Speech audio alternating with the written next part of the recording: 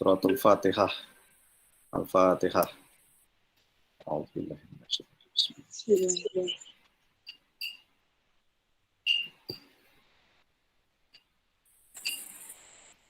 Raditu billahi rabba wa bil islami dina wa bi Muhammadin nabiyya wa rasulah. Rabbi zidni ilma warzuqni fahma. Amin ya rabbal alamin. Sampai jam ini yang gabung baru 13 orang. Masih ada berapa ya? Masih ada 10, 14 ya. 14, 7 orang. 7 orang yang belum join ya. Tapi karena sudah mundur setengah jam ya kita mulai aja ya. Baik teman-teman, mungkin videonya jika nggak ada hambatan baiknya dinyalakan ya. Biar saya bisa melihat wajah Anda. Silakan videonya di-on-kan. Silakan videonya di-on-kan. Halo? Halo, sampun Pak. Gitu. Siapa? Sampun Pak, on. Nggak banyak. Sampun Pak. Yang banyak yang belum itu. Ini Riono belum. Ini masih banyak yang baru join ya. Sampun iki Pak. Nggak kelihatan ya di sini ya. Masih hanya kelihatan. Di sini kelihatan Pak. Ya, Kadang sih. di situ kelihatan, di sini yang enggak. Ini mayoritas belum kelihatan ini. Ada sinyal kali kamu. Yang kelihatan baru si Muhammad Hanif.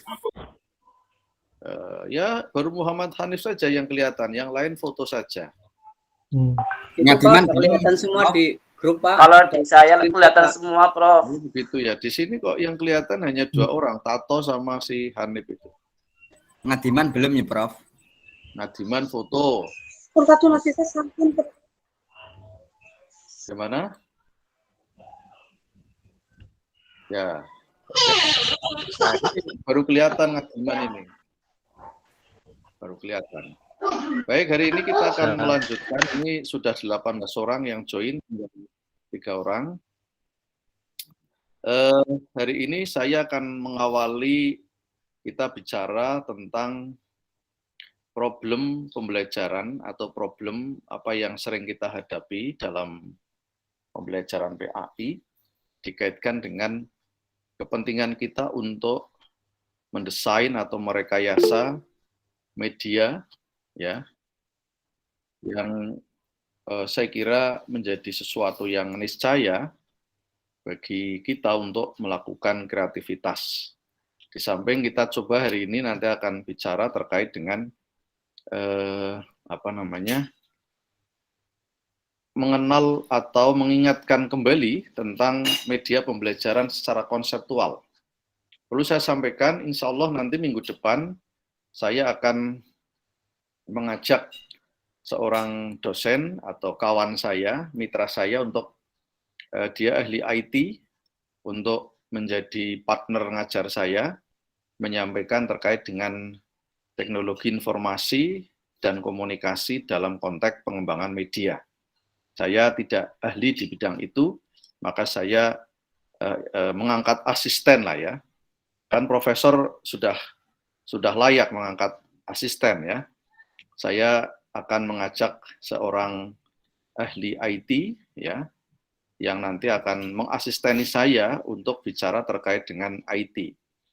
Saya lebih banyak bicara tentang konsep-konsep kemediaan serta konsep-konsep bagaimana PAI bisa hadir di tengah-tengah anak didik kita dengan lebih menarik ya. Karena hari ini persoalannya adalah pendidikan kita seringkali dianggap tidak kompatibel dengan kebutuhan dan semangat zaman anak-anak milenial kan gitu kan. Anak-anak milenial yang sudah sangat sangat familiar, sudah sangat akrab dengan dunia smartphone, dunia gadget, dunia internet ya, dunia IT.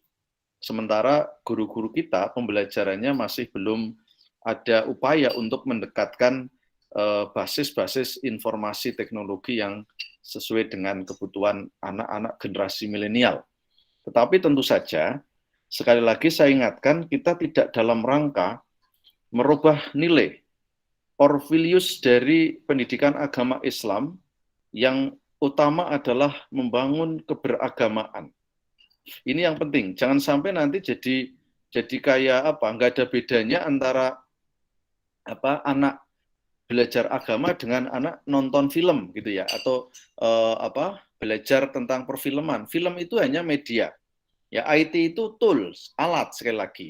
Kita bukan sedang menggoncang PAI dengan hadirnya IT di situ. Tapi IT sekali lagi hanya sebagai sebuah medium, perantara, wasilah, bukan ghoyah. Ingat itu, catat ya. Jadi IT atau TIK atau teknologi apapun wujudnya dalam konteks pembelajaran PAI itu adalah al-wasilah, bukan al-ghoyah. Apa itu maknanya?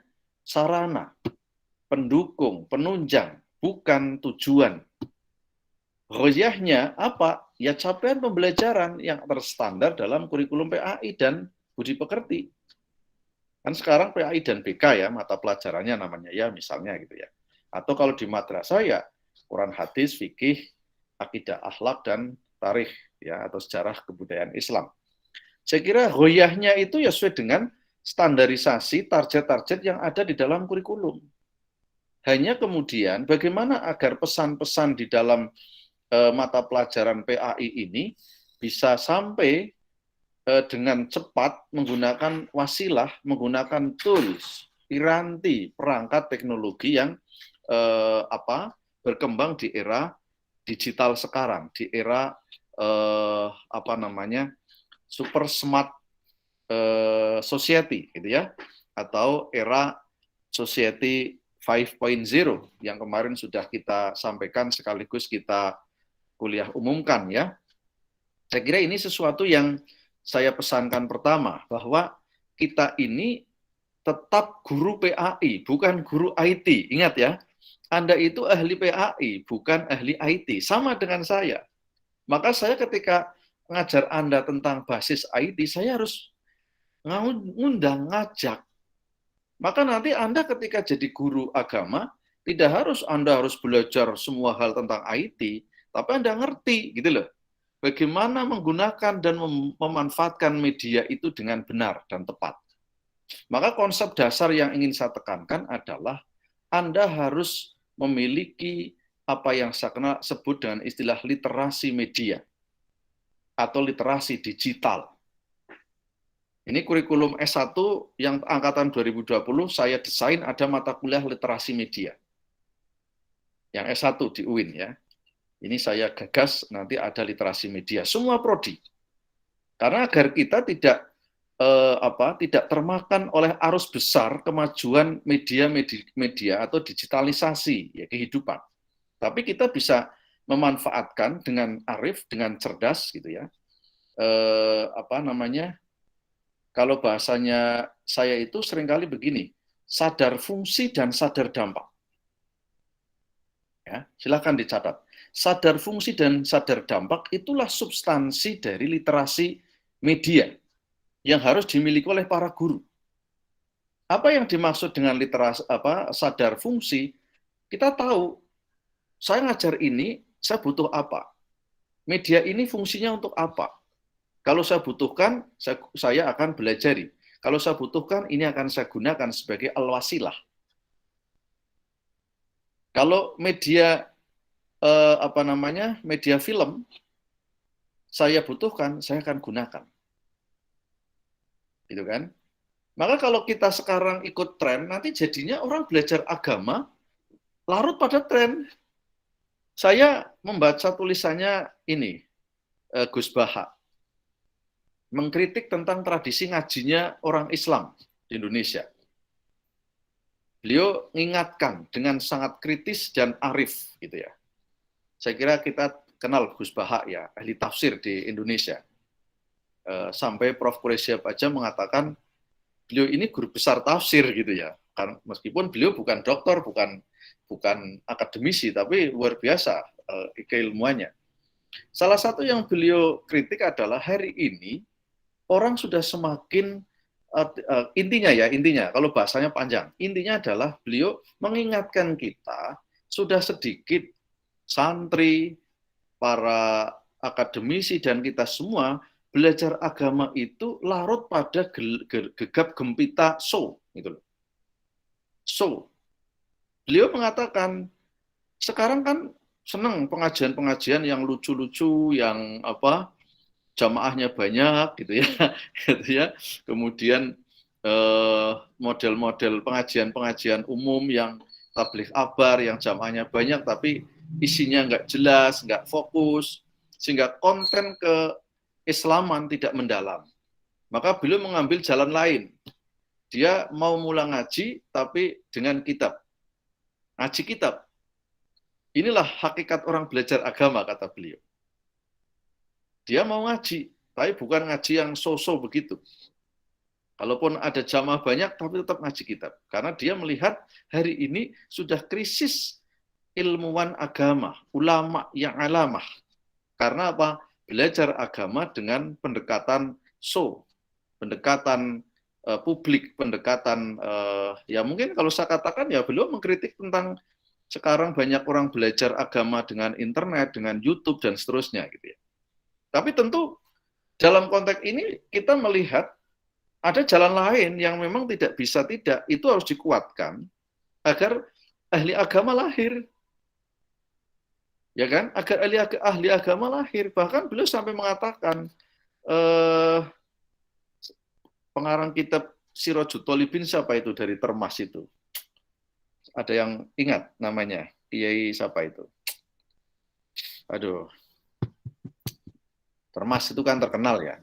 Kiai Mahfud. Ya, Kiai Mahfud Termas, betul. Itu karyanya kan luar biasa gitu. Dipakai di luar negeri, dicetak di Timur Tengah, di mana-mana dipakai. Tapi kata Gus Baha, di Termas sendiri sudah jarang yang secara khusus menguasai kitab-kitab itu gitu loh. Ini maksud saya mengingatkan kepada Anda dengan mata kuliah ini, Anda harus tetap jadi ahli PAI gitu loh. Anda bukan ahli IT atau murid-murid Anda bukan orang-orang yang Anda didik untuk sekedar ngerti bagaimana belajar agama secara secara kulitnya itu tidak. Anda harus kuat agama itu intinya apa. Ya kan? Jadi ada istilah ta'aruf, sekedar kenal, ya kan? Hanya kenal agama. Kemudian ada setelah kemudian ta'alum, ya mempelajari saja. Kemudian ada tafahum, memahami, ya kan? Nah, yang paling kuat adalah tafaqquh mestinya. Jadi betul-betul ahli. Lah kita ini guru-guru agama kita, ini baru masuk ini, Tohirin. Kita ini seringkali belajar PAI agama itu baru mengenalkan, betul nggak? Anda guru agama. Ini kritik saya dengan alasan 1 minggu hanya 3 jam. Sekarang berapa? 3 jam atau 4 jam 1 minggu agama ini? Kalau SD 4 jam, Prof. 4 jam ya, 4 jam. SD. Dengan alasan 4 jam, dengan alasan kurang jam lah gitu ya. Saya kira ini perlu menjadi bahan refleksi kita melalui kuliah ini ya. Jadi kita ini kadang hanya berhenti pada sekedar ta'aruf, mengenalkan atau saling kenal ya, ta'aruf ad-din ya, mengenal agama. Jadi kemudian naik sedikit menjadi ta'alum ya, atau mempelajari ad-din agama. Kemudian naik lagi menjadi tafahum, memahami ya, belajar ya. Kalau mempelajari ya sebetulnya sih sudah bagus ya. Tapi ada pendekatan yang lebih kuat adalah naik lagi adalah tafaqquh. Betul-betul concern akan menjadi tafaqquh fiddin gitu kan. menjadi ahli agama. Orang kalau sudah tafakuh fiddin, ya tidak akan krisis agama dimanapun. Ahli agama akan lahir. Tafakuh ini sudah tidak sekedar paham, tetapi juga sudah mengamalkan, melaksanakan isi dari apa yang dipelajari. Sehingga kalau saya katakan media pembelajaran IT yang kita lakukan itu harus satu jelas untuk mengenalkan, yang kedua untuk sebagai media mempelajari, yang ketiga media untuk memahamkan, dan yang ketiga adalah untuk membuat mereka ahli atau tafaqquh fiddin. Ini saya kira kok Pak Fauzi ngomong begitu, bukunya apa? Ini pemikiran saya gitu ya. Ini pemikiran saya agar Anda jangan disorientasi ketika belajar mata kuliah ini gitu loh. Nggak boleh disorientasi. Jangan dipotong IT-nya. Gitu. IT itu saya katakan ini medium atau media. Ya, media ini kan sudah jamak dari medium, ya kan? Jadi kalau sudah kata media berarti kan banyak perantara, banyak jalan atau banyak wasilah, ya, atau penghubung. Tapi ingat, saya kira ghoyah kita adalah tadi, mulai dari ta'aruf, ya, ta'alum, tafahum sampai tafaqquh, ya. Ini saya kira menjadi komitmen Anda sebagai guru-guru agama atau ahli agama nantinya untuk betul-betul melahirkan kader-kader muslim yang betul-betul tafaqquh fiddin, bukan sekedar ta'aruf fiddin, ya, atau sekedar mengenal saja. Kalau hanya kenal kan belum tentu paham. Kalau hanya kenal belum tentu betul-betul mempelajari. Nah, yang saya kritik hari ini, guru-guru agama dengan dalih hanya 4 jam atau 2 jam seminggu, bahkan mungkin mengenalkan saja belum, gitu loh. Baru akan mencoba mengenalkan, gitu loh. Nah, ini saya kira media yang kita buat itu nantinya betul-betul harus dalam rangka kita sadar fungsi tadi. Sadar fungsi. Yang kedua adalah sadar dampak. Sadar dampak. Dampak itu berbicara tentang kemungkinan efek yang timbul dari media itu. Kalau bicara dampak, tentu ada dampak positif, ada dampak negatif. Disinilah seorang guru ketika akan memilih mengembangkan media tertentu akan menyadari dengan penuh kesadaran mendesain sesuatu yang minim risiko. Risk management harus dilakukan. Apa itu risk management? Manajemen risiko. Ekses, kalau ekses mesti negatif, kalau dampak bisa positif dan negatif. Tidak semua media itu akan berhasil menjadi wasilah yang positif. Maka hati-hati betul kita memanfaatkan teknologi ini. Jadi teknologi itu ciptaan manusia. Teknologi itu makhluk buatan manusia, gitu kan. Ibaratnya begitulah. Ya tentu bukan pencipta makhluk kita ya, tapi perangkat yang diciptakan kita untuk dijadikan sebagai sarana, sebagai wasilah untuk kegiatan mempercepat sampainya pesan, ya, kepada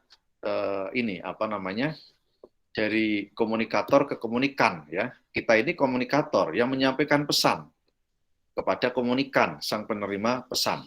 Sehingga butuh penghubung, butuh wasilah. Kalau tanpa media, sampai, tetapi mungkin sampainya butuh waktu. Saya ibaratkan, Anda mengirimkan pesan kepada saya, Anda kirim surat, bawa ke kantor pos. Beda dengan Anda kirim pesan lewat WA. Begitu Anda selesai ngetik, send, ya udah, sampai ke saya. Gitu kan? Pesan sampai, terkirim ya kepada saya. Karena apa? IT yang digunakan. Ini belajar pun begitu gitu loh. bagaimana guru bisa menentukan media yang tepat untuk itu. Jadi ini ya, yang pertama saya membuka kesadaran Anda untuk betul-betul cermat ketika nanti memposisikan media apapun, termasuk teknologi informasi yang menjadi salah satu topik atau menjadi topik perkuliahan kita. PAI basisnya IT. Ini sekali lagi, untuk menjadi ahli IT itu bukan hal sulit menurut saya. Tapi yang lebih sulit adalah tadi, bagaimana IT itu betul-betul kita gunakan dengan fungsi dan betul-betul meminimalisir dampak. Alih-alih hari ini anak-anak belajar tentang media, ya, belajar agama dengan media, tetapi justru yang dipahami medianya, bukan pesannya.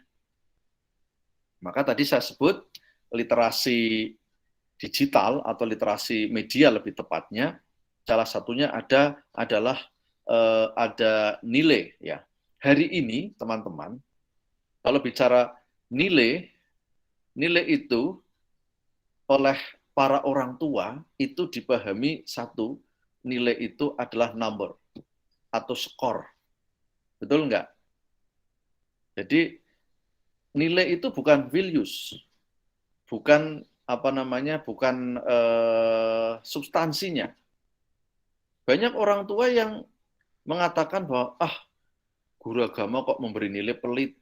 Agama kan gampang. Wong setiap hari juga sudah beragama. Makanya hampir tidak ada guru agama yang memberi nilai di rapotnya rendah. Betul nggak? Anda yang guru agama saya kira. Ya, betul, Prof. Hampir tidak ada. Mesti nilainya bagus-bagus. Padahal belum tentu. Kenal saja belum tentu. Apalagi sampai tafakuh. Betul-betul menjadi seorang yang expert sesuai dengan standar levelnya masing-masing. Karena dianggap PAI itu bukan sesuatu yang fundamen bagi kehidupan. PAI itu hanya untuk memenuhi kepentingan regulasi bahwa semua jenjang pendidikan harus ada PAI-nya gitu loh. Atau pendidikan agama, yang Islam ya PAI, yang Kristen ya PAK gitu. Jadi ini yang saya kira penting. Saya waktu akan lahirnya Sekolah Tinggi Agama Konghucu, kan sudah ada di Purwokerto itu ya, di daerah di Dukuwaluh sana itu, yang di SMK Budi Mulia atau apa namanya itu. Almarhum pendirinya sudah almarhum. Ini orang Tionghoa. Ngajak diskusi saya tentang bangunan kurikulum pendidikan agama Konghucu. Saya kontaknya kan seorang dokter pendidikan, ya kan? Dia ngajak beberapa kali, saya diajak diskusi di rumah makan Umah Daun, didatangi di kampus di IAIN waktu itu. Kemudian di sebuah tempat di kantor saya di luar kampus, itu ngajak diskusi beliau. Ngajak diskusi tentang idealnya Pak Fauzi kalau saya melahirkan guru agama Konghucu dengan pengalaman Anda panjenengan sebagai dosen di Fakultas Tarbiyah yang mencetak calon guru agama, itu yang dipentingkan apa gitu kan. Itu brainstorming kayak FGD gitulah ya, kayak FGD gitu. Ya saya sampaikan banyak hal. Saya tidak masuk kepada core keilmuan agama Konghucu, saya nggak tahu, tapi saya lebih bicara tentang kebutuhan manusia akan agama, serta bagaimana menginternalisasikan agama itu. Gitu loh. Saya sampaikan banyak hal, termasuk kritik saya. Salah satu kritik saya kepada kita dalam beragama adalah kita ini masih menganggap agama ini masih menjadi kebutuhan sekunder, ya kan? Kebutuhan sekunder. Belum menjadi kebutuhan primer. Dampaknya adalah para orang tua memposisikan anak belajar agama belum menjadi sesuatu yang menjadi vital. Sedikit sekali orang tua yang ketika mau lulus SD, lulus MI, ngundang guru ngaji, gitu kan, untuk menguatkan agama. Yang diundang adalah apa? Primagama, neutron, GO, atau yang lain kan? Untuk apa? Belajar mapel-mapel yang disebut dulu untuk UN dulu ya. Sekarang saya nggak terlalu paham perkembangan terkini setelah UN ditiadakan. Nah, ini saya katakan ada apa gitu loh. Ada apa? Jangan-jangan karena guru agamanya nggak menarik, sehingga tidak mampu membuat orang pada tertarik tentang agama. Ini refleksi Anda loh, sebagai guru-guru di madrasah dan di guru di sekolah yang ngajarin agama. Kenapa? Kita-kita ini, saya, Anda pun saya kira sama, dengan tren masyarakat ya, belum begitu concern untuk membuat keluarga, anak-anak kita menjadi orang yang sungguh-sungguh belajar agama. Ini persoalan serius. Paling-paling kalau keluarga orang tuanya punya basis kultur pesantren, ya anaknya dipondokkan gitu kan. Tapi bagi yang tidak, ini kan belajar agamanya 4 jam, ya kan? Bahkan itu saja gurunya kadang banyak diskonnya, ya. Ya, banyak diskonnya, di-korting waktu, ngajarnya nggak serius, asal-asalan, sehingga muridnya nggak tertarik, ya, anak nggak sholat dibiarkan gitu. Ini sesuatu yang saya kira persoalan serius yang saya kira masih ada pada pembelajaran PAI kita, baik di sekolah maupun di madrasah. Coba berapa banyak guru madrasah kita yang sungguh-sungguh ketika mengajarkan mapel yang 4 itu. Yang paling banyak diserusi adalah mapel-mapel atau tema-tema yang tidak 4. 4 itu yang inilah yang 4 pelajaran agama tadi. Fikih, Quran, hadis, Akidah, akhlak, dan SKI ya. Ini harus Anda refleksi gitu loh. Maka saya sering dulu pernah diundang di apa itu MGMP ya, MGMP bulan suruh ngisi acara diklat MGMP PAI SMP di Purwokerto. Tahun berapa, sudah lama dulu. Saya tanya guru-guru itu. Termasuk saya beberapa kali ngisi dulu PLPG, kemudian sekarang PPG kan, guru-guru agama. Ini saya kemarin ngajar PPG beberapa kelas online juga guru-guru agama. Ada guru akidah akhlak, ada guru Quran hadis, ada guru PAI sekolah gitu ya. Campur, ada SD, SMP, ada SMA, SMK gitu. Saya tanya, apa yang Anda lakukan untuk membuat anak didik Anda tertarik belajar agama? Susah jawabnya, Pak. Susah jawabnya. Karena hampir tidak ada pikiran ke situ gitu loh. Mayoritas itu jawabnya ya salah-salah dan kelihatan tidak terplanning. Bahkan terkesan saya tanya begitu kaget, gitu loh. Apa yang Anda upayakan selama ini untuk membuat murid-murid Anda tertarik, senang, dan rindu untuk belajar dengan Anda mapel agama? Coba silakan Anda refleksi. Ini yang Anda hadir di sini kan guru semua ini ya.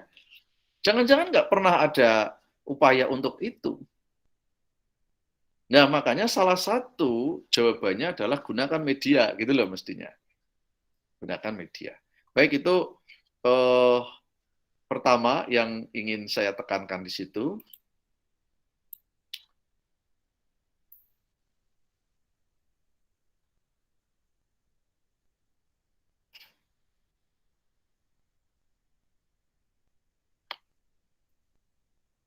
Ya, ini saya akan coba masuk dikit ke yang kemarin sudah saya ingatkan ini.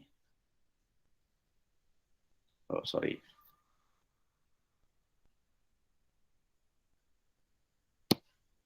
Ini kemarin kan sudah saya ingatkan ini ya. Pendidikan agama Islam harus adaptif, akomodatif, dan kreatif. Memanfaatkan teknologi itu harus dilakukan. Kemampuan mendesain ini penting. Ya, sehingga PAI pendidikan agama harus dalam segala ruang dan yang sifatnya itu apa? Cepat dan menarik. Ya, ini tadi yang saya sebut ya. Jadi apa sih yang Anda lakukan agar agama itu dipelajari menarik oleh semua orang, semua generasi? Ya. Jangan sampai orang senang agama itu hanya karena orang mau meninggal, sudah tua gitu ya. Ini kan persoalan. Sehingga dibutuhkan perubahan mindset. Ini kalau nggak salah minggu yang lalu sudah saya singgung ya. Kemudian kalau kita bicara apa sih proyeksi terpenting dari kita bicara pendidikan Islam di Indonesia, atau seperti apa sih eksistensi pendidikan Islam atau pendidikan agama Islam di Indonesia ya. Saya kira kita sudah memahami bahwa pendidikan Islam atau pendidikan agama Islam itu sudah tumbuh di Indonesia bersamaan dengan hadirnya Islam di Indonesia. Ketika proses penyebaran Islam itu sudah ada pendidikan Islam, sudah ada PAI, dilakukan oleh para pendakwah, para ulama, para pedagang ya, saat itu melalui berbagai media. Ya, jadi sudah menggunakan media. Kalau Anda mempelajari sejarah penyebaran Islam di tanah Jawa khususnya oleh para wali atau sunan, ya, yang dikenal dengan Wali Songo, mereka jelas menggunakan, tidak ada di antara mereka yang tidak menggunakan media, gitu loh. Bahkan kalau saya katakan medianya sudah sangat canggih waktu itu, ya kan, sudah sangat canggih, baik media tentu belum bicara media kayak sekarang internet belum ya, tapi canggih untuk ukuran zamannya. Bagaimana modifikasi produk-produk kebudayaan lokal untuk diintegrasikan dengan membelajarkan agama, yang agama ini, agama Islam lahir di tempat lokal yang jauh, lokusnya jauh gitu loh. Lokusnya lokus Timur Tengah, tanah Timur Tengah, Arab Saudi, di bawah ke bumi Indonesia. Kalau tidak karena kreativitas menggunakan metode dan media yang cocok, yang tepat, ini persoalannya jauh sekali. Coba bayangkan, Islam lahir dalam spektrum masyarakat Timur Tengah dengan budayanya yang seperti itu. Karena ingat, tidak ada agama lahir di dunia yang di ruang kosong, itu nggak ada. Agama lahir di tengah-tengah kehidupan. Karena agama hadir untuk umat manusia. Karena umat manusia sebagai sebuah komunitas pasti membentuk membentuk sistem, membentuk tata laku, membentuk pranata sosial, maka Islam yang hadir pun itu akan sangat terkait dengan pranata sosial yang ada di situ. Pakaiannya, bahasanya, cara mengamalkan, bahkan termasuk cara menyembah Tuhan pun akan sangat dipengaruhi oleh kehidupan masyarakat di mana agama itu lahir dan berkembang. Nah, dari konteks yang seperti itu, kemudian dibawa ke Indonesia. Islam datang, Indonesia sudah ada orang. Karena kalau nggak ada orang, untuk apa didakwahkan? Gitu kan. Bahkan datang ke Indonesia, masyarakat Indonesia, khususnya masyarakat Jawa ketika itu, sudah beragama, sudah berbudaya, sudah bertradisi, sudah sangat kuat. Islam datang di tengah-tengah yang budayanya berbeda, tata kehidupannya berbeda, pranata sosialnya berbeda, ya kan? Bahasanya pun berbeda. Maka untuk kemudian mengintegrasikan sesuatu yang berbeda masuk ke dalam kehidupan yang baru ini, pasti membutuhkan metode, strategi, dan juga membutuhkan media atau wasilah yang cocok agar produk agama langit, agama Tuhan, yang sudah berkembang di dalam lokus masyarakat Timur Tengah ini, mampu hidup, berkembang, diterima oleh masyarakat di lokus Jawa. Yang sudah beragama, sudah berbudaya, punya pranata. Ini seperti itu gitu loh. Sehingga kemudian muncul berbagai media-media canggih yang digunakan oleh para ulama, para muballigh, para pendakwah, para pedagang, dan para sunan atau para wali ketika itu dalam menyebarkan agama Islam. Ini saya kira sesuatu yang penting. Sehingga kenapa zaman dulu hampir semua wali itu ya orang sakti. Orang sakti, karena orang sakti itu dihormati, dihargai, gitu loh. Wibawa sekaligus kesaktian itu adalah menjadi media untuk mentransformasikan ilmu, gitu kan. Karena dengan kesaktiannya orang pada datang, belajar, ya kan, ingin jaduk gitulah ya, gitu kan, bisa melakukan. Tetapi mereka memiliki keunggulan itu karena ada riyadhah, gitu kan. Laku-laku riyadhah itu yang kalau tradisi sebelum Islam adalah riyadhahnya dengan riyadhah yang tidak berbasis Islam, maka kemudian ada riyadhah yang memang berakar dari Islam. Kemudian puasa, kemudian baca wirid tertentu, amalan tertentu, itu yang kemudian dikembangkan. Itu salah satu media yang digunakan agar pendidikan agama itu menarik semua kalangan sesuai dengan eranya, gitu kan. Kalau sekarang saya kira ya orang-orang sekti mungkin masih ada ya, tapi kalau sekarang kan yang sekti malah yang punya duit ya, ya kan. Karena sekarang apapun bisa menjadi terhormat kalau punya uang banyak, gitu kan. Ini yang jadi persoalan hari ini. Kita berhadapan dengan budaya materialis, budaya hedonis, budaya fulus, ya kan, budaya ini, ya kan. Sekarang yang sekti itu masalahnya, sehingga semua orang berlomba-lomba agar jadi orang sekti, ya kan. Dengan cara apa? Punya uang banyak. Ini yang jadi tantangan kita. Kalau dulu orang sekti itu ya orang yang misalnya bisa bisa menyembuhkan orang dengan tenaga dalamnya, bisa mendeteksi posisi sesuatu tanpa tanpa alat yang bisa dilihat, tapi tahu berada di mana, gitu. Tidak terdas oleh senjata tajam, ditombak nggak mempan, kan kisah-kisah itu ada gitu ya. Saya mendapat cerita banyak dari orang-orang dulu, betul-betul ditemukan banyak orang-orang seperti itu, gitu kan. Dibacok nggak mempan, ya kan, tombaknya malah bengkong, itu banyak orang-orang begitu. Yang itu kemudian menjadi salah satu media untuk membuat orang belajar sesuatu dari orang tersebut. Makanya dibutuhkan. Nah sekarang terjadi pergeseran itu loh. Orang pinter kalau nggak punya uang kadang-kala dijauhi hari ini, ya kan? Orang alim, ya tentu pada posisi tertentu ya masih banyak orang alim yang dihargai, dihormati karena kengalimannya ya, karena kesolehannya ya. Tapi pada dimensi ruang tertentu ada terjadi pergeseran nilai gitu ya. Karena ini yang saya kira tantangan bagi kita ya. Pada mulanya, agama itu bersifat interaksi individu antar orang, belum menjadi gerakan sosial, apalagi menggunakan institusi atau lembaga.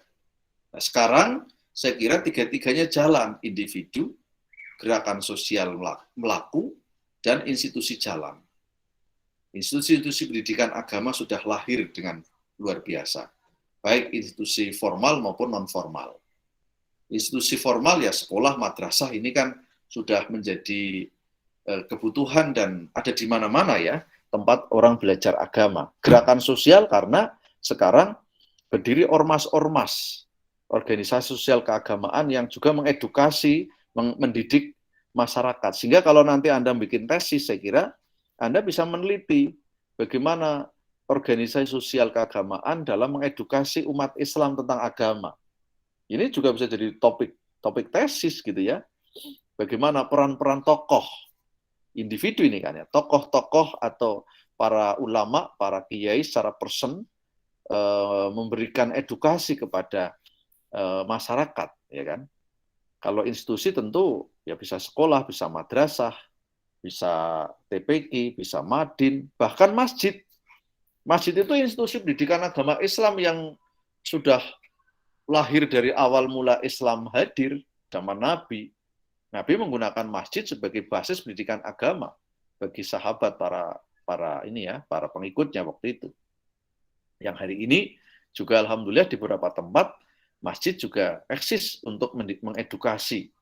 Masjid bukan semata sebagai tempat ritual ibadah sholat, tetapi sudah menjadi tempat-tempat pendidikan agama bagi jamaahnya ya, baik pendidikan agama untuk anak-anak, remaja maupun orang tua. Tapi tidak sedikit juga masih masjid-masjid di kita ini masih lebih dominan fungsinya sebagai tempat sholat 5 waktu. Ini yang harus kita coba bangun kembali kesadaran tentang fungsi masjid sebagai institusi pendidikan begitu. Bahkan kalau membaca sejarah masjid ya, banyak kelahirnya universitas-universitas yang maju di Timur Tengah pada awal Islam justru lahir dari gerakan masjid. Ya kalau di Indonesia juga banyak, misalnya di Jogja itu kalau nggak salah ada sekolah tinggi agama Islam Masjid Syuhada, itu lahir dari masjid, gitu kan. Dan banyak sekali yang lahir sekarang dari masjid, kemudian lahir madrasah, lahir sekolah, lahir perguruan tinggi, bahkan begitu ya. Nah, jika kalau kita bicara PAI berbasis IT ini sekarang sudah tidak lagi hanya domainnya para guru agama di sekolah formal. Para kiai, para ustadz juga jadi YouTube. Mula ngaji lewat YouTube. Ya, mula ngaji lewat Facebook. Ya, saya sering ngikuti pengajiannya misalnya di Facebooknya Gus Ulil itu, ya kan? Ngaji apa itu? Kitab Imam Al-Ghazali apa namanya? Ihya, ya kan? Ngaji Ihya itu pakai Facebook itu, gitu kan? Dan beberapa kiai, beberapa ulama juga sekarang sudah menggunakan IT untuk mendidikkan agama Islam kepada halayak, pada masyarakat begitu. Sekarang banyak sekali rekaman-rekaman pengajian-pengajian, bahkan pengajiannya almarhum Kiai Haji Zainuddin MZ pun masih bisa dinikmati melalui media elektronik kan, masih ada. Kalau dulu kan radio ya, radio mau maghrib nyetel pengajian Zainuddin. Sekarang radio mungkin pendengarnya sudah tidak banyak, sekarang lebih banyak lewat YouTube dan lain-lain. Itu sekarang sudah ada yang mengupload untuk dinikmati oleh masyarakat. Itu contoh bahwa ada gerakan sosial untuk menguatkan pendidikan Islam bagi masyarakat yang kemudian media IT ini menjadi salah satu wasilahnya. Ya, royahnya tentu tadi ta'aruf, ta'alum, tafahum dan tafakuh. Itu royahnya. Ya kan? Medianya ini wasilah, sarana. Nah, sekarang individu-individu ini sudah melakukan interaksi yang luar biasa untuk itu.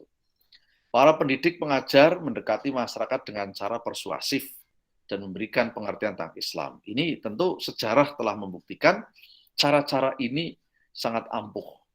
Kemudian berkembang, lahir berbagai tempat basis ibadah. Tempat ibadah sekaligus menjadi basis pendidikan Islam. Tadi yang saya sebut ya, langgar, surau, masjid menjadi basis pendidikan Islam. Tapi sekarang dengan kondisi pandemi ini, langgar, surau, musola, masjid sepi dari pengajian. Kenapa? Ya karena nggak ada jamaah, atau kalaupun jamaah dibatasi, nggak boleh berlama-lama, ada social distancing, ya kan? Sekarang menggunakan apa? Medsos, IT yang bicara. Nah, namun pelembagaan khusus pelaksanaan pendidikan umat Islam di Indonesia baru setelah berdirinya pesantren. Ini kalau bicara pelembagaannya, secara khusus pendidikan umat Islam tentang agama, kita harus terima kasih kepada pesantren. Karena inilah pelembagaan yang secara nyata telah melahirkan para orang-orang yang betul-betul tafakuh fiddin. Itu di sini. Mohon maaf ya, saya tidak mengatakan yang lain tidak berperan. Einstein saja kalau ngomongin tafakuh fiddin masih kalah dengan pesantren. Yang betul-betul ngaji loh maksud saya, yang tadi disebut oleh Gus Baha. Apalagi, mohon maaf, sekolah, SD, SMP, SMA, ya aduh, kalau nggak dibarengi dengan mondok gitu ya saya kira, atau pesantren, saya kira nggak akan lah sampai kepada taraf tafaqquh fiddin. Ini harus jujur kita akui gitu loh.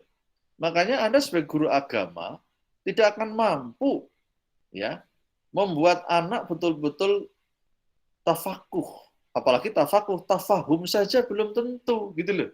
Kalau tidak bermitra dengan yang lain untuk menguatkan pemahaman nilai ajaran Islam. Ya, ini saya kira harus kita pahami. Nah, kemudian dalam sejarah berikutnya muncul gerakan pelancongan keilmuan atau rihlah ilmiah. Melancong tapi melancong untuk belajar. Kita tahu ya, misalnya dulu para tokoh-tokoh Islam Indonesia itu hampir semuanya pernah belajar dari Timur Tengah atau dari Arab Saudi atau di Mesir dan sekitarnya sebagai tempat awal lahirnya Islam. Ada melancong. Orang haji mesti bertahun-tahun pulangnya karena apa? Haji sambil ini tafaqquh fiddin. Ya. Ini semangat untuk rihlah ilmiah ad-diniyah itu ya, atau melancong keilmuan keislaman ini hari ini semakin kendor kalau saya katakan. Ya. Bahwa orang studi ke luar negeri, ke Timur Tengah, ke Barat itu banyak ya. Tapi hari ini lebih banyak belajar dalam konteks ilmu-ilmu yang mengarah kepada pulang dapat gelar, dapat ijazah. Kalau dulu ulama-ulama dulu belajar nggak mentingkan itu. Yang penting ahli agama dia pegang. Bahkan di sana melahirkan karya-karya kitab-kitab yang luar biasa. Misalnya Syekh Nawawi Al-Bantani, luar biasa itu karyanya dan bagaimana beliau menjadi seorang mufti di Arab Saudi sana ya, menjadi orang yang sangat dihormati keilmuan. Itu orang Indonesia begitu. Karena apa? Tradisi melancongnya ini jalan. Nah sekarang tradisi melancong ini memang berubah orientasinya kan. Nah, ini saya kira perlu dipahami tentang bagaimana orientasi yang hari ini terjadi pada kita itu lebih menekan pada dimensi kecerdasan dan skill. Kecerdasan yang dimaksud itu kecerdasan lebih kepada logik matematik hari ini, bukan kecerdasan majmuk gitu ya, bukan kecerdasan jamak yang orang kemudian sampai kepada level kecerdasan spiritual atau kecerdasan eksistensial. Tapi masih kepada level-level yang secara umum dipahami orang cerdas itu orang yang matematikanya tinggi, yang nilainya angkanya tinggi. Maka tadi saya sebut nilai itu pada number, skor, bukan pada values sebagai substansi orang belajar agama. Oke ya, ini saya kira yang kedua, yang termin kedua saya sampaikan di sekarang. Kemudian berikutnya, apa media yang selalu kita omongkan ya. Ini banyak sekali file yang saya siapkan, materi yang sering saya gunakan untuk ngajar media. Oke, coba kita mulai dari sini dulu. Ya, Anda kan akan jadi guru atau jadi ahli yang akan mengkomunikasikan agama dalam proses pembelajaran. Inti dari pembelajaran kan ini sebetulnya komunikasi. Ya, komunikasi. Apa itu komunikasi? Komunikasi ya interaksi antara komunikan dengan komunikator. Komunikator dengan komunikan menyampaikan message, menyampaikan pesan kepada komunikator agar pesan itu sampai secara efektif dan efisien. Kenapa kemudian kita hari ini memilih IT? Karena dianggap hari ini itulah tren era di mana orang akan belajar secara cepat, tepat, efektif, efisien. Ya, Coba bayangkan, saya ya harus terima kasih juga kita ya kepada penemu internet ya. Kita harus terima kasih saya kira. Penemu internet, penemu Google Meet, kayak kita hari ini kan pakai Google Meet, Zoom, dan lain-lain. Kita harus terima kasih. Coba saya bayangkan ketika terjadi pandemi, kok belum ada itu coba. Mohon maaf, kita nggak usah mempersoalkan, jangan-jangan memang pandemi ini diciptakan, dikonspirasi orang, itu urusan lain deh. Yang jelas faktanya hari ini COVID ada, gitu kan ya. Bahwa hari ini sudah hampir 2 tahun kita belajar online, ya, kuliah online, sekolah online. Nah, saya harus katakan, dunia IT ini luar biasa kontribusinya bagi komunikasi pendidikan di era pandemi ini. Saya katakan begini, coba kalau kemudian terjadi pandemi tanpa ada media yang seperti ini, kayak apa kira-kira? Meskipun pada awal-awal pandemi tahun 2020, saya ingat betul tahun waktu itu Maret ya kalau nggak salah ya, Maret 2020, tiba-tiba ada berita sudah masuk Indonesia dari Wuhan, gitu ya. Kalau nggak salah pertama kan ditemukan kasus di Bogor apa Depok gitu ya, lupa saya. Gitu ya. Jadi terus kemudian cepat berkembang, akhirnya kemudian ada instruksi presiden, ada menteri untuk melakukan pembatasan sosial untuk semua sekolah ditutup dan seterusnya. Saya ingat betul itu. Saya pagi-pagi setelah subuh ke kampus bikin konsep. Bikin konsep, waktu itu kalau nggak salah hari Sabtu, hari Minggu, libur yang jelas lah. Saya konsep, staf saya undang ke kampus. Tolong datang ke kampus untuk apa Pak? Pokoknya kampus, saya dibantu bikin ini. Saya buat edaran waktu itu, saya ingat. Untuk seluruhnya, pembelajaran untuk mulai hari Senin adalah pembelajaran online. Itu saya pusing sekali waktu itu. Belum punya modal apapun kampus, internet ada. Ya kita kan belum kenal yang namanya Zoom meeting, belum kenal Google Meet, ya kan? Ya mungkin kenal saja sebagian saja lah ya, yang mungkin sudah pernah video call dan lain sebagainya kan belum tren waktu itu. Pokoknya saya tulis saja lah, ngikuti perintah gitu ya. Termasuk saya kontak teman-teman dari Jogja, dari Jakarta, macam-macam sama. Pokoknya kita aja dulu lah, yang penting kampus aman. Orang tidak pada kampus, dosen pada di rumah, mahasiswa di rumah. Wow, luar biasa. Dampaknya luar biasa. Berminggu-minggu pun pening kepala saya, gitu kan. Sebagai wakil rektor yang bidangi akademik ya, semuanya bertumpu kepada saya. Ya, mulai rektor semuanya, tolong buatkan konsep, buatkan ini. Saya undang ahli IT kampus, tolong siapkan ini, buatkan ini.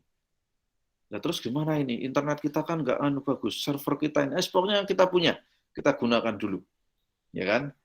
Nah, waktu itu belum E-kelas ini kan, E-kelas yang sekarang kita miliki ini kan baru mulai ini setelah inilah semester kemarin baru 2 semester ini. Sebelumnya udahlah pakai Google Classroom, itu pun ya sekedar kayak orang chatting aja kan gitu ya.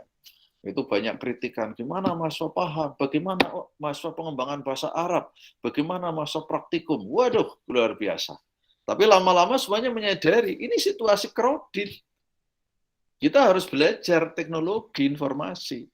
Nggak bisa kita mengandalkan diajari orang atau kita mengandalkan lembaga. Kita mandiri harus mencari solusi kita masing-masing. Bagaimana caranya agar kita mampu menghadirkan informasi mata kuliah kita kepada mahasiswa kita masing-masing. Sehingga inilah yang kemudian muncul tradisi baru, orang belajar, antar dosen saling ngajari, di grup-grup dosen muncul, ini pakai ini. Kemudian setelah kita uji coba, kita lembagakan. Kita undang Telkomsel, kita undang Indosat. Bisa nggak mensupport sistem? Wah, ternyata juga rumitnya luar biasa. Belum lagi gelombang, mahasiswa pada protes, demo, kami nggak punya kuota, kita di rumah sinyalnya lemot, ada mahasiswa ngirimi foto, dia untuk kuliah harus naik ke ke atap rumah genteng, ada yang sampai harus pergi ke bukit gitu kan. Saya pernah itu nguji skripsi, mahasiswanya itu ini memutar HP video call itu dia di tengah-tengah kebun, di gubuk itu. Anak daerah Bumiayu mana ini, daerah yang ada teh-tehnya itu, Paguyangan atau mana itu dia Pak, jangan nah, kali daerah gua, situ, Pak. itu Kali dia gua. tak tanya, loh sampai kok sampai ujian kok di gubuk di depannya ada orang bawa cangkul segala itu gimana? Iya Pak, saya kalau di rumah malah nggak ada sinyal Pak. Gitu loh. Ini kan waduh luar biasa dampaknya, ya kan? Jadi makanya kita belajar IT ini pada implementasinya nggak bisa tidak ada hambatan, tidak ada dampak. Wah, lama-lama kemudian banyak juga dosen pada ngeluh. Ternyata mahasiswa kuliah online juga nggak pada online. Hanya masang videonya di-on-kan, fotonya pada muncul.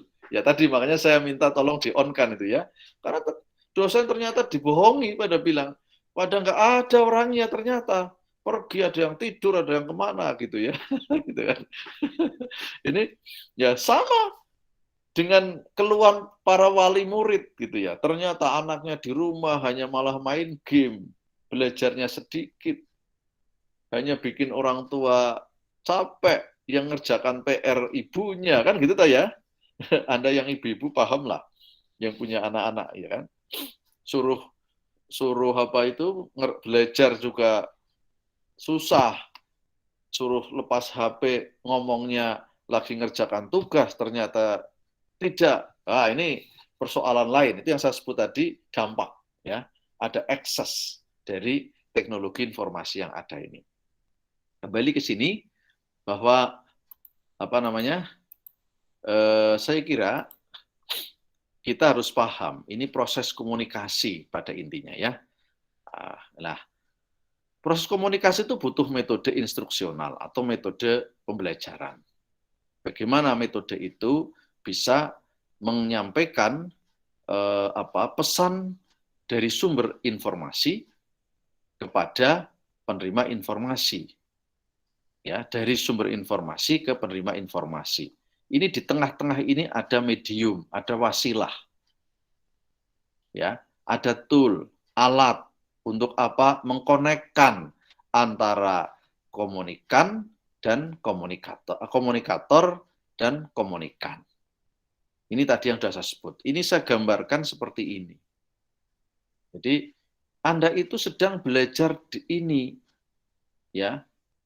Nah, untuk memanfaatkan media butuh metode, gitu kan. Metode, cara. Cara itu tentu akan berkaitan dengan bagaimana cara mengoperasionalkan media, cara memilih, cara memanfaatkan, sampai kepada cara memproduksi, gitu ya. Memproduksi atau menghasilkan media itu untuk kepentingan mengkomunikasikan konten pembelajaran secara efektif dan efisien.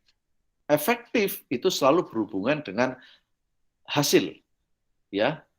Efisien selalu berkaitan dengan waktu, tenaga, biaya. Yang hemat, yang murah, yang cepat. Sedangkan efektif berkaitan dengan output yang dihasilkan sesuai dengan CPL tidak, capaian belajar lulusan apa tidak, sesuai dengan SKL-nya enggak, sesuai dengan kompetensi intinya tidak, sesuai dengan KD-nya tidak, sesuai dengan indikatornya tidak, itu begitu. Nah, kemudian kalau kita mengikuti teori count of learning, ya, ini saya kira Anda sudah akrab lah ya, dari ini piramid ya, piramida pembelajaran ya, dari level pasif kepada level aktif. Ya, jadi kalau kita sekedar membaca, ya ini sebetulnya yang masuk hanya 10% dari apa yang kita baca. Tapi kalau ingin sampai kepada level tinggi, maka harus ada doing, ada aktivitas, doing the real thing, ya, melakukan sesuatu yang nyata. Itu bisa menghasilkan 90% dari apa yang seseorang itu katakan dan lakukan. Maka ada apa yang saya dengar, saya lupa, gitu kan? Apa yang saya baca, saya ingat, gitu kan? Tapi apa yang saya lakukan, saya paham. Ini konsep yang sebetulnya bagaimana media ini mampu menghadirkan sesuatu yang abstrak menjadi real, sehingga orang kemudian mudah memahami. Itu kalau bicara dengan teori ini ya. Tujuan kita menggunakan media, nah ini tadi sudah saya singgung ya, memvisualkan konsep abstrak menjadi lebih konkret, lebih nyata. Ya kan? Saya ngomong begini ini, kalau tidak pakai PowerPoint, ini saya katakan pakai PowerPoint aja masih levelnya semi konkret, ya kan? Atau semu ya, masih semu, tapi sudah lebih tinggi daripada kalau saya yang ngomong, gitu ya. Memperjelas penyajian pesan agar tidak terlalu bersifat verbalis. Nah, apa itu verbalistis? Tahu kata-katanya, tahu bunyinya, tahu lisannya, tetapi nggak paham apa yang sejatinya dia maksud. Mengatasi keterbatasan ruang, waktu, dan daya indera. Contoh misalnya, saya dan Anda itu kan jauh. Tidak bisa ketemu muka karena terbatasi oleh pandemi. Maka saya gunakan IT ini, pakai Google Meet. Saya siapkan media PowerPoint untuk menjelaskan pesan-pesan perkuliahan. Ya kan? Daya indera kita juga begitu. Kita nggak mampu melihat isi tubuh kita, jeroan kita, ya kan? Tapi dengan ada torso apa namanya itu ya, yang media untuk tubuh itu, torso ya namanya ya? Torso. Ya, torso ya. Itu akhirnya jadi ngerti, indera kita nggak mampu melihat jantung dan seterusnya. Kemudian muncullah apa itu? USG, ya kan? Dan lain-lain, bisa melihat dalam. Kalaupun tidak ya torso. Oh, ternyata di dalam tubuh kita ada hati, ada jantung, itu digambarkan dengan media, ya. Sehingga daya indera yang terbatas kita ini mampu mengenali sesuatu yang harus kita kenali karena itu menjadi topik pembelajaran kita. Ya, media IT pun begitu sebetulnya. Ya. Contoh misalnya ini, kita ingin mengenalkan apa itu kursi. Ya. Kursi itu macam-macam istilahnya, orang Arab ini ada 4 yang kemudian ini gambarnya jadi begini nih, gambarnya. Kalau nggak salah ada gambarnya. Nah, ini kan, oh ada kursi begini, ini sama-sama untuk fungsinya untuk duduk. Ternyata namanya beda-beda. Kalau hanya Anda ngomong stool, sofa, kayak apa sih ya? Nah, dengan divisualkan, dimediakan, ini menjadi nyata. Oh, begitu, nggak usah pakai definisi kayak ini. Anak bisa mendefinisikan sendiri dengan melihat ini, oh yang namanya sofa itu begini, namanya bench itu begini, stool begini, dan seterusnya. Sama, ini nanti memvisualkan bagaimana cara orang netei. Ya, ini macam-macam. Tolong jangan membayangkan yang lain-lain ya, Mas ya. Ini divisualkan dengan berbagai cara. Oh, kalau posisi memberikan makan atau menyusui itu ada sambil duduk begini. Duduk pun ada yang bantalnya di sini. Kalau tidur tangannya di sini, itu begitu. Ini yang tadi saya contohkan, ada torso gitu ya. Terbatasan ruang indera. Bisa ngerti, oh liver itu di sini toh. Jadi kalau orang sakit liver itu sakit ini ya. Nah gitu kan. Oh ada usus besar, usus kecil, ini toh. Ini kan. Jadi ini saya kira sesuatu yang kemudian bisa kita jelaskan ya. Saya kira kalau bicara manfaat ini sudah sangat biasa ya, tapi saya ingatkan manfaat media ada pembelajaran menjadi lebih menarik, lebih interaktif, jumlah waktu dapat dikurangi karena ada media. kualitas belajar dapat ditingkatkan, proses belajar dapat terjadi kapan dan di mana saja.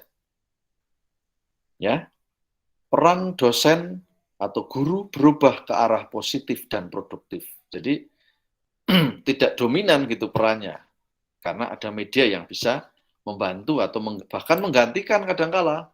Ya, nah kalau bicara kelompok atau klasifikasi, kategorisasi media, penggolongan media, tentu kita sudah sangat paham.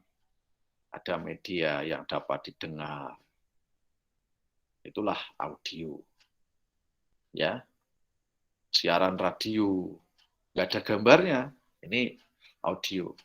Atau rekaman. Sekarang saya juga kadang ngajar ngerekam suara saya saja, tak kirim di WA, gitu kan.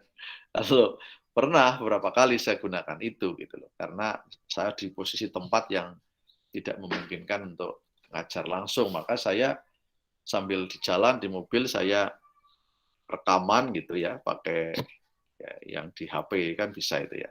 Terus saya share di grup WA, saya jelaskan ya. Tentu ini apa ya, bisa ini tadi yang saya sebutkan, peran saya tetap berjalan, tetap produktif, tetapi tentu ini minimalis karena masih bisa memunculkan terjadinya verbalis gitu ya. Media yang dapat dilihat, ada gambar visual, gambar grafis, simbol verbal ya. Sesuatu yang verbal disimbolisasikan. Ya, orang ngomong kursi, oh disimbolkan dengan wujud gambar. Itu simbol verbal. Media yang bergerak, ada media gerak ya, ada wujud nyata yang kemudian bisa digerakkan. Ada video dan lain-lain ini, saya kira penggolongan ini akan sangat berkembang sesuai dengan kebutuhan yang kita lakukan. Sekarang yang namanya ini contoh nyanyian ini kan kalau nggak divisualisasikan kan orang bingung ya, pelangi yang merah kuning hijau sih kayak apa gitu kan misalnya. Jadi ini sesuatu yang perlu kita pikirkan untuk kepentingan kita mempercepat terjadinya penyampaian pesan kita kepada peserta didik kita ya. Oke, saya kira itu kuliah kita sore ini ya, terkait dengan, silahkan nanti Anda bisa pelajari sendirilah ya, terkait dengan teori-teori konsep-konsep dasar media yang tadi saya sampaikan itu sudah di kuliah S1 sebetulnya ya. Hanya saya ingatkan agar kita bisa memposisikan media itu dengan benar ya. Tapi yang paling inti adalah ingat tadi yang saya sampaikan di awal tentang PAI itu untuk apa? Kita perannya untuk melahirkan apa? Melahirkan orang yang ngerti dan mau mengamalkan agama. Ya. Syukur setelah ngerti juga mau mengajarkan. Ya kan? Mengajarkan agama itu karena agama Islam itu agama yang harus disebarkan, harus didakwahkan. Ya. Islam itu agama yang juga harus disebarkan kepada orang untuk ya PAI ini kan mengajarkan agama kan juga misinya misi mendakwahkan ajaran agama agar pemeluknya itu semakin yakin dan semakin ngerti dan kemudian semakin mau mengamalkan Islam dalam kehidupan. Bagi orang di luar Islam, paling tidak kita menyebarkan Islam ini atau mengedukasikan agama agar mereka memahami tentang Islam itu bagi orang Islam, bagi agama lain itu posisinya apa. Tentu tidak dalam kerangka kita mengislamkan orang seluruh dunia, nggak mungkin. Karena itu sudah dinas oleh Allah, nggak akan pernah terjadi dunia ini Islam semua kan, nggak akan pernah terjadi gitu. Jadi Nabi Muhammad juga mengatakan, saya sendiri juga nggak bisa melakukan upaya apapun kepada paman saya untuk mengislamkan, ya kan?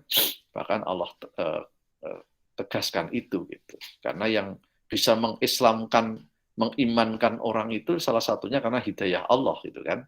Tugas kita adalah bagaimana hidayah itu semakin kuat dengan kita beritahu kognisinya, kita beri kekuatan mentalnya dan kemudian diberikan kemauan untuk paham dan mau melaksanakan ajaran agama. Ini yang saya kira penting, karena makna pendidikan itu adalah transformasi. Transformasi itu adalah merubah sesuatu agar menjadi lebih baik. Ya, oke, silakan yang ingin menyampaikan apa ya, bisa sharing, bisa tanya, monggo silakan sebelum saya tutup. Saya Prof. Ya, silakan Pak Ngadiman. Dari mata kuliah ini, pembelajaran IT dan sebagainya, kiat apa Prof agar kita bisa mencapai sesuatu ini, Prof? Ini itu apa maksudnya? Sesuatu yang diharapkan, yaitu pengembangan IT dan sebagainya. Ya. Ada lagi? Biar nanti sekaligus komentarnya kalau ada yang lain. Silakan. Nggak ada? Oke, saya kira ya apa yang saya sampaikan itu kan Pak Ngadiman. Ya kiat juga sebetulnya ya. Yang tadi saya sampaikan kiat. Kiat kita tentu Anda harus paham dulu Anda sebagai guru agama. Pahami agama. Jangan terjebak belajar IT-nya tapi Anda sendiri nggak ngerti agamanya, gitu loh. Karena ingat, Anda itu adalah guru agama yang punya tugas mentransformasikan ajaran dan nilai agama. Nah, baru kemudian kiat berikutnya adalah setelah Anda kuasai betul agama itu dengan baik dan benar, menguasai itu tentu satu Anda paham, Anda yakini, dan Anda juga jadi contoh pengamalan, gitu kan. Lah, agar itu tertransformasikan kepada peserta didik dengan cepat, tepat, efektif, efisien, maka butuh media untuk mengkomunikasikan yang Anda pahami, Pak. Gitu ya. Jangan kebalik, sibuk belajar IT, Anda sendiri nggak paham. Sehingga nanti jadinya IT itu bukan sebagai wasilah, tapi malah jadi royah. Ya kan? Royahnya adalah memahamkan, menginternalisasikan ajaran agama Islam melalui pembelajaran mata pelajaran PAI, Quran Hadis, Fikih, dan lain-lain itu, menggunakan sarana media namanya teknologi informasi, Pak. Ya, yang paling inti adalah core keilmuan Anda harus kuat, paham betul. Sehingga ketika akan memilih media IT apa, tadi prinsipnya sadar fungsi dan sadar dampak. Ya, Anda itu bukan akan lahir jadi ahli IT, Pak. Anda itu akan lahir jadi ahli agama, ahli PAI, maaf, ahli PAI. Ahli pembelajaran atau pendidikan agama Islam. Sehingga nanti IT ini kita butuhkan karena sekarang sudah berada pada level masyarakat yang revolusi industrinya sudah berbasis pada IT. Nggak bisa kita lawan, tapi kita nggak boleh larut, ya kan? Kita nggak boleh melawan arus, tapi juga jangan sampai kita hanyut oleh arus itu. Kita harus cerdas, smart, ya, sekaligus smooth, gitu kan. Smart and smooth itu penting. Sekaligus kita juga memiliki kekuatan mental. Kalau nggak punya kekuatan mental, teknologi informasi ini menjadi bahaya, petaka bagi kita, Pak. Kita tidak beriman kepada Allah, tapi nanti berimannya kepada teknologi jadinya, Pak. Serba diteknologisasikan. Ini bahaya. Dan tidak semua materi agama itu bisa di-IT-kan, Pak. Ya kan? Tidak semuanya.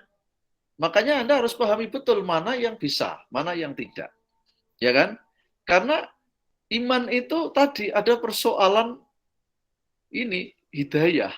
Tapi ada orang dapat hidayah karena semakin memahami melalui pembelajaran yang menarik. Dibuktikan dengan banyak orang-orang yang tadinya nggak kenal Islam, jadi kenal Islam karena ngelihat YouTube, Pak. Contoh ya, akhirnya disitulah ada riyadhah zahir dengan datangnya kekuatan spiritual dari Allah yang kemudian menuntun dia menjadi orang Islam atau menjadi orang yang taat menjalankan Islam. Oke ya, jadi begitu Pak. Ini tugas kita. Gitu. Saya kira begitu Pak Ngadiman. Terima kasih Prof, terima kasih sudah maghrib. Ya, ini saya juga ini sudah masuk. Halo Pak Prof. Gimana Mas Lubab? Boleh bertanya satu kali pertanyaan? Ya, ini sudah maghrib kata Pak Ngadiman. Oke, enggak apa-apa. Okay. Maaf, Kelihatan ya. kelihatan Pak, saya sudah aktif, diaktifkan. Nggak apa-apa. Saya nggak pro ya, nggak apa-apa. Nah ini pro. Oke. Gini Pak, apakah pemanfaatan IT di dalam pembelajaran PAI juga di dalamnya ada, termasuk juga di madrasah diniyah, pesantren, apakah hanya melulu di sekolah-sekolah formal ya. seperti SMP, SD, atau Ya. MI atau Oke. Ya, saya kira di mana-mana, Mas. Tadi saya contohkan, sekarang para kiai, para ustadz mubalik saja sudah pakai YouTube, Mas. Ya, sudah pakai media online. Contoh tadi saya katakan ngaji kitab Ihya saja pakai Facebook ya, online-nya. Jadi ini sekarang sudah lintas batas. Semua segmen masyarakat sudah ada IT di situ, ya kan? Bahkan sekarang itu banyak keluarga-keluarga kelas ke atas, menengah ke atas, itu punya grup ngaji online, Mas. Ya. Ngaji online, ya kan? Ngaji kitab online itu sudah banyak sekarang, ya. Artinya, pertanyaan Anda apakah hanya untuk sekolah madrasah, TPQ, diniyah? Saya kira semuanya sekarang. PAI itu kan ada di mana-mana, di keluarga juga ada, gitu ya. Bahkan sekarang contoh, coba ya, ini banyak orang meninggal kemarin kan ya. Saya ikut tahlilan atau yasinan online itu kan pakai Zoom kan. Itu di mana-mana itu, ya kan, dikirimi, ya, ada pejabat tertentu meninggal, ada pengajian-pengajian, ya kan. Bahkan kemarin ada acara misalnya yang Kemenak ngadakan doa apa itu ya, yang kemarin itu ya. Doa bersama. Yang pray from home itu ya, itu kan. Nah itu contoh, Mas, itu kan pendidikan agama itu pada masyarakat untuk apa? Menguatkan keyakinan mental hati bahwa pandemi ini tidak bisa hanya ikhtiar zahir. Untuk mengedukasi itu apa? Menggunakan media Zoom, menggunakan media streaming, ya kan? Dan sekarang masih bisa dilihat itu di live streamingnya Kemenak itu, ngaji-ngaji yang begitu. Begitu ya, Mas Lubab ya? Oke, Pak, terima kasih. Saya kira ini fenomena yang tidak bisa kita abaikan. Hari ini memang sudah begitu ya. Baik, terima kasih teman-teman atas partisipasinya. Minggu depan yang sudah bertugas untuk presentasi, monggo mulai siap ya. Nanti berbagi waktu dengan mudah-mudahan yang saya minta untuk membantu saya bisa ikut join juga. Kalau enggak ya besok fokus untuk topik yang kita sepakati. Tapi nanti ada beberapa momen pertemuan yang saya akan gunakan untuk Anda belajar tentang IT untuk bisa dimanfaatkan dalam pembelajaran PAI dari ahlinya ahli gitu kan ya. Kalau saya kan bukan ahli IT ya. Karena saya tidak akan menjadi seorang teknolog ya. Tapi saya dan Anda adalah pemanfaat, penikmat teknologi untuk menguatkan pembelajaran kita. Saya kira itu yang bisa kita diskusikan sore ini. Mohon maaf jika ada kekurangannya. Kita tutup ya dengan baca hamdalah bersama. Alhamdulillah.